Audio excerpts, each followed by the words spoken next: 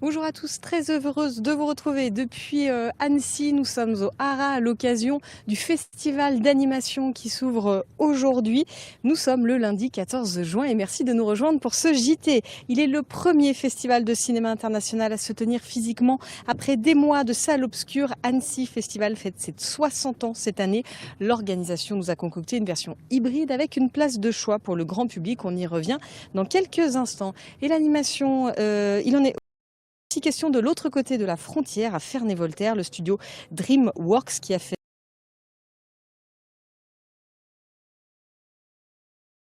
une exposition au château de Voltaire à l'occasion de ses 25 ans. Reportage dans un instant. Mais avant, je vous le disais, le monde de l'animation est enfin de retour à Annecy.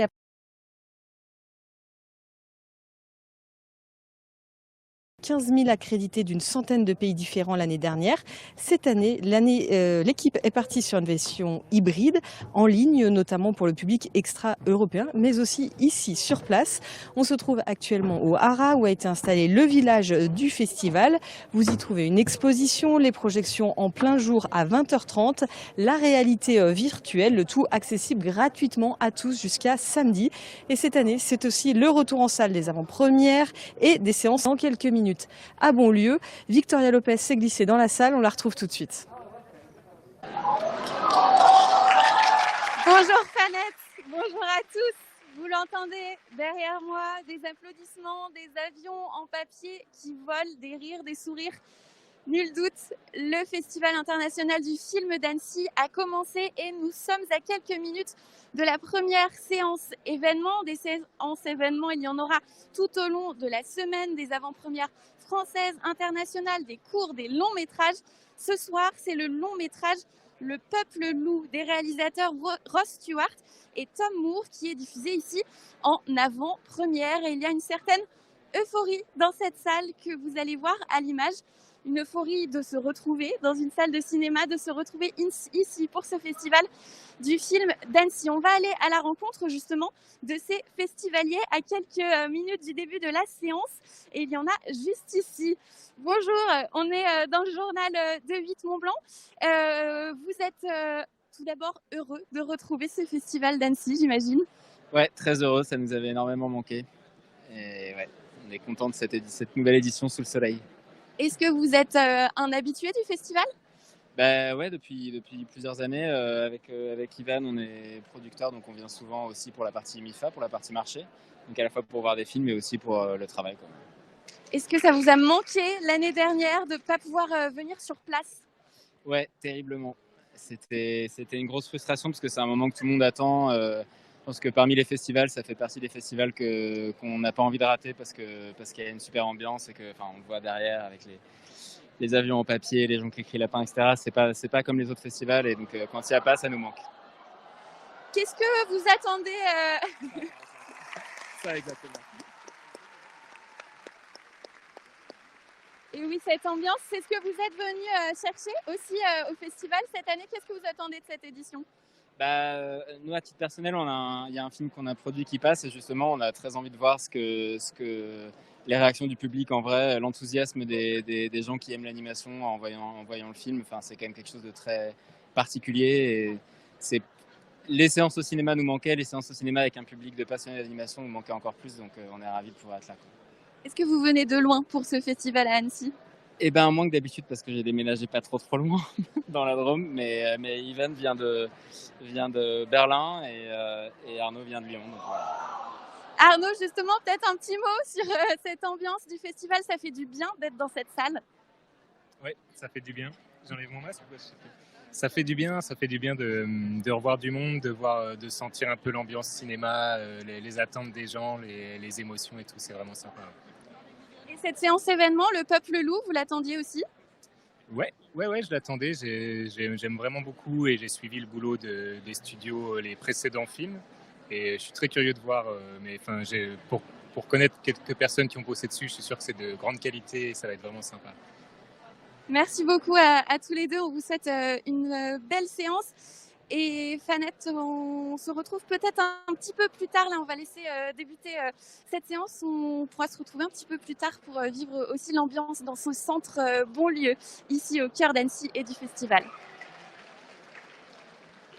2700 films, tous formats confondus, ont été reçus par l'équipe du festival. 200 courts et 50 longs ont été retenus et seront projetés cette semaine, dont 12 longs métrages et 44 courts en compétition officielle. Pour le grand public et les professionnels aussi d'ailleurs, plusieurs expositions sont à découvrir un petit peu partout dans le bassin annécien, à commencer par le musée Château d'Annecy qui propose l'exposition Michel Oslo artificier de l'imaginaire jusqu'au 11 octobre. On y reviendra dans le journal demain. Michel Oslo est notamment le créateur de Kirikou, toujours au château, une exposition proposée par le CNC. Bonjour l'animation, 60 ans d'images animées. Enfin, à la gare jusqu'au 30 juin, retrouvez les coulisses du film d'animation Même les souris vont au paradis de Denisa Grimova et Jan Boubenicek. Et pour la petite histoire, une partie de l'animation a été réalisée en Haute-Savoie par le studio Les Films du Cygne. Et côté projection en plein air, ça se passera juste là devant nous. Elles auront lieu tous les soirs au Haras sur un écran qui permet les projections en plein jour. Couvre-feu oblige, retrouver un film à 20h30 chaque soir. Tout à l'heure, ce sera La prophétie des grenouilles de Jacques-Rémy Girard du studio Folimage. Le festival, donc, c'est pour le grand public, pour les passionnés, c'est aussi pour les professionnels. Il réunit les acteurs du monde entier chaque année à l'Impérial. Pour en parler, je suis avec deux femmes qui connaissent très bien le sujet. Véronique Ancrenaz, la responsable du marché du film, et Marguerite Aboué, autrice et réalisatrice d'Aya de Yopungo, qui est la marraine du MIFA Campus. On va en reparler. Tout simplement, enfin, ça y est, vous retrouvez une partie des professionnels ici physiquement à Annecy. Oui, c'est un vrai plaisir. Ça fait 2 ans, puisque l'année dernière, le marché du film qui s'organise chaque année à l'Imperial Palace, qui est organisé pour accueillir les professionnels et leur organiser des rendez-vous, des événements en lien avec l'industrie. Nous avons pu cette année maintenir un événement physique en plus de tous les événements en ligne que nous avons organisés. Donc c'est un premier événement hybride dans le domaine de l'animation et du cinéma en France. Nous sommes ravis de pouvoir donner cette chance aux professionnels de se retrouver ici enfin après tout ce temps. Enfin, pour vous aussi, de retrouver vos amis de l'animation et puis cette effervescence qu'on peut trouver ici à Annecy. Moi, j'ai toujours un petit pincement, un bon pincement, enfin un pincement quand je viens ici, parce que c'est ici que j'ai présenté pour la première fois aussi Aya du Pougon et qui a été ovationné par le public. Et je suis très liée à ce festival parce qu'on rencontre des gens singuliers qui viennent de partout ailleurs et on fait de belles rencontres. Et je suis ravie d'être là. Avec cette année, pour la première fois à l'occasion des 60 ans, l'Afrique qui est à l'honneur, l'animation africaine. Ça devait déjà être le cas l'année dernière, mais voilà, la version 100% en ligne a un petit peu modifié les choses. Comment définir cette dynamique de l'animation africaine? Alors, juste, c'est dommage parce que ils ne sont pas là. C'est vraiment dommage pour une fois que l'Afrique est à l'honneur. Les talents ne sont pas là. Mais c'est toujours bien de parler de cet engouement justement qui émerge depuis une dizaine d'années sur ce continent. Tous ces jeunes qui ont beaucoup de talent et qui n'arrivent pas justement à produire, à créer chez eux, même s'ils le font, ils n'ont pas la possibilité d'être vus, que leur œuvre soit vue. Et heureusement que le festival justement d'Annecy permet à ces talents d'être vus dans le monde entier. Et je pense que c'est le but de ces rencontres. Oui. On sait que le secteur du cinéma a beaucoup souffert cette année, alors en France, mais un petit peu partout dans le monde. Les salles ont été fermées dans de nombreux pays. Tout simplement, comment vont les professionnels du secteur que vous accueillez cette année? Alors, dans l'ensemble, l'animation a été beaucoup moins touchée que l'image réelle. Les studios qui ont toujours, bien sûr, l'habitude de travailler sur des ordinateurs en ligne, ont continué leur travail. Les studios se sont réorganisés, ont réorganisé leur pipeline et ça a été assez facile. En très peu de temps, ils ont recréé des conditions de studio pour continuer à produire, à fabriquer les films. Donc, il y a une demande très forte des chaînes, des plateformes. On le voit bien, toute la création de ces plateformes et la demande donc est très forte, ce qui fait que les studios ont énormément de travail et ont pu produire tout ce qui est demandé et continuer à produire des nouveaux projets et recruter. On fait beaucoup de recrutement à Annecy chaque année. Et Ce sera le cas cette année. C'est encore le cas cette année. On ne l'avait pas fait l'année dernière par manque de temps. Et cette année, on a pu le remettre en place face à la demande importante des studios pour trouver des talents. Je l'ai dit, vous êtes la marraine de MIFA Campus, donc même question à toutes les deux. Est-ce que les jeunes talents sont bien présents, prometteurs? Est-ce que le secteur de l'animation a de l'avenir? Oui, moi j'ai bon espoir parce que quand je vois tous ces jeunes qui sont derrière leur ordinateur, qui apprennent sur des tutoriels et qui arrivent quand même à faire des produits bon, un peu très bien. Enfin, j'ai bon espoir, mais juste dire que j'espère que ce ne sera pas la première et la dernière fois que l'Afrique sera mise à l'honneur à Annecy. J'espère que les années prochaines aussi, on pourra faire venir tous ces jeunes talents africains pour qu'ils rencontrent d'autres personnes de l'animation et pour qu'ils puissent justement s'améliorer, partager, être guidés et pour pouvoir s'améliorer. Je peux répondre facilement à ça parce que on va dire que cette année, il y a la saison Africa 2020 qui est en France. C'est l'Institut français sous l'impulsion du président de la République chaque année ou tous les 2 ans un pays est mis à l'honneur en France. Donc cette année c'est un continent, ça devait être 2020 en effet, c'est 2021, toujours bien sûr sans les talents, sans les professionnels dans leur majorité, il y en a quelques-uns, mais c'est bien un début de quelque chose, c'est bien un démarrage. Et on sait que l'animation démarre aussi fortement en Afrique. Et donc l'idée c'est de donner un moment de démarrage pour que chaque année soit mise à l'honneur, bien sûr toujours l'Afrique. Et ben voilà, rendez-vous est pris. Merci beaucoup à toutes les deux. Et eux aussi ont choisi notre région pour venir nous parler d'animation jusqu'au 31 août à Ferney. Donc de l'autre côté de Genève, le château de Voltaire accueille une exposition qui pourrait paraître surprenante pour les lieux. On y trouve les personnages de Shrek, Madagascar ou encore de la saga Kung Fu Panda. Elle est organisée à l'occasion des 25 ans du studio américain DreamWorks. Près de 200 dessins et croquis originaux de tous ces films sont à découvrir. Là-bas, je vous propose une petite visite avec Jean-Paul Crespi.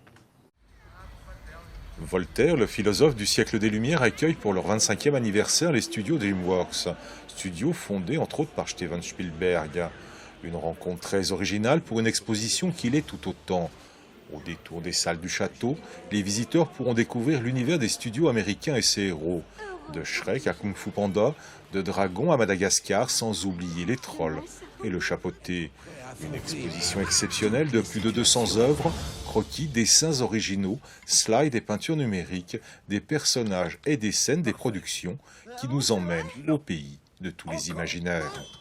C'est du rêve et il faut qu'on rêve, il faut que maintenant on profite de cette expo pour pouvoir rêver, pour pouvoir imaginer et pouvoir apprécier cette notion de art ludique chez nous au château de Voltaire.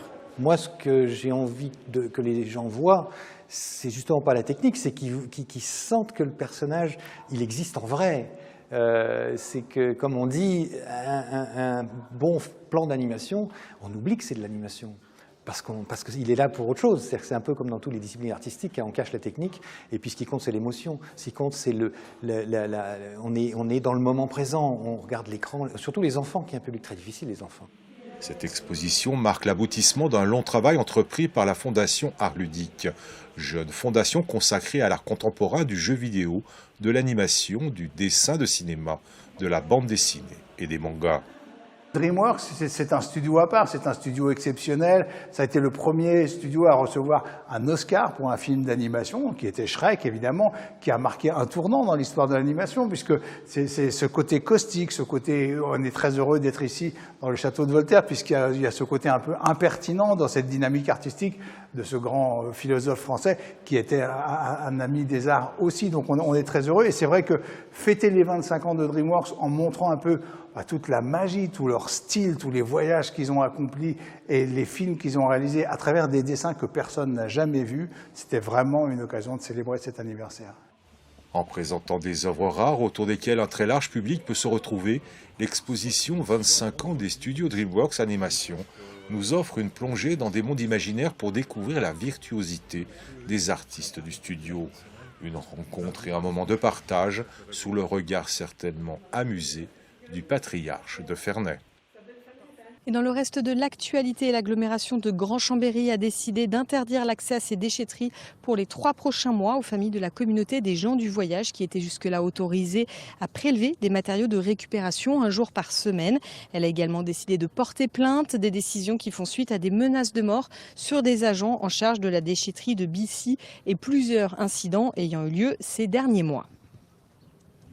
Retour sur l'épidémie du Covid en Pays de Savoie avec un taux d'incidence en France de 47 cas confirmés pour 100 000 habitants. C'est une première en France depuis le 25 août dernier. Il est de 45 en Auvergne-Rhône-Alpes, 46 en Haute-Savoie et 33 en Savoie.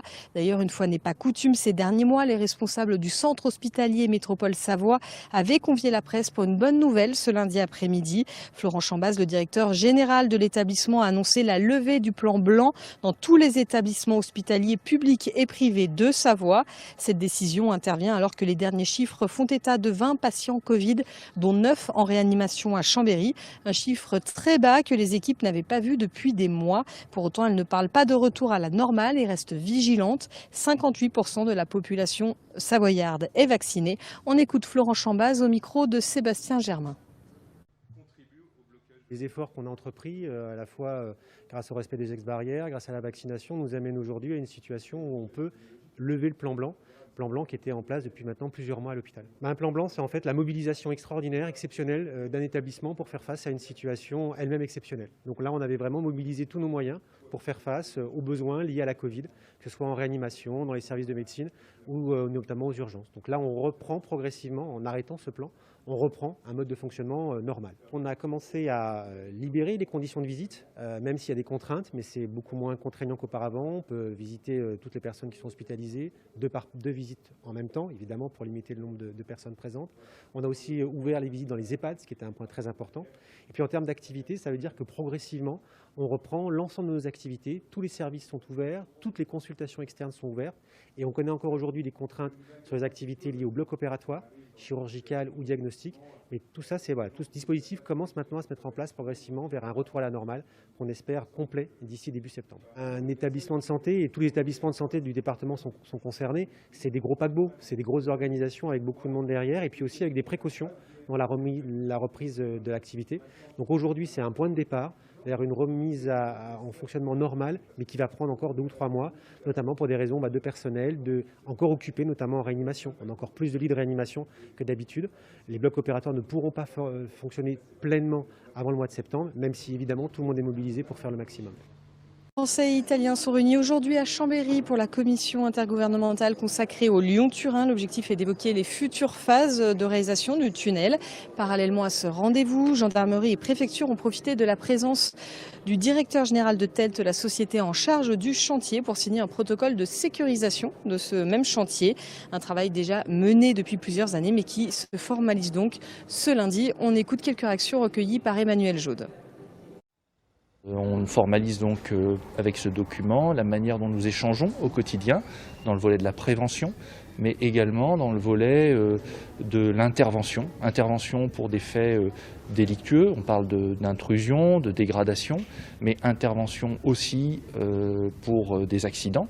Il arrive aussi des accidents sur les chantiers sur lesquels nous sommes amenés à intervenir et que nous sommes amenés, nous, gendarmes, à constater. Donc il s'agissait d'inscrire tout ça dans ce document de travail. C'est véritablement la traduction de procédures qui existent déjà, mais on souhaitait les protocoliser, tout simplement parce qu'elles vont s'inscrire dans la durée, mais ce n'est pas du tout lié à une crainte de la part de l'administration sur le territoire français.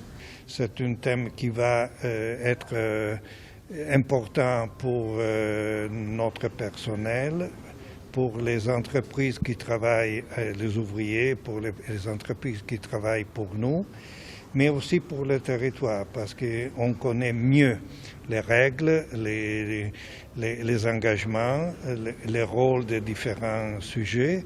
Et donc, c'est un encadrement de prudence et de clarté que nous considérons un investissement pour tous. Nous reviendrons demain sur les travaux de la commission intergouvernementale entre France et Italie. C'est la fin de ce journal. Merci à toute l'équipe pour sa réalisation. Merci à vous de votre fidélité. On se quitte avec quelques images rafraîchissantes du côté de Val d'Isère. Les pistes du glacier sont ouvertes jusqu'au 11 juillet prochain. Vous le voyez sur ces images envoyées par la station. 6 pistes attendent les skieurs, dont 3 pour les professionnels. D'ailleurs, les équipes de France sont en train de s'entraîner en ce moment à Val d'Isère. Tout de suite, c'est la météo de Thierry Paulme. Et juste après, on se retrouve pour les émissions spéciales départementales. Focus ce soir sur les cantons de Rumilly et de la Motte-Servolex. Puis à 21h, on parle régional avec les listes Union Essentielle, l'écologie c'est possible et lutte ouvrière, faire entendre le camp des travailleurs. Des émissions que vous pouvez aussi retrouver dès maintenant en ligne. On reste connectés ensemble sur nos réseaux sociaux. Passez une très belle soirée. À bientôt sur 8 Mont Blanc.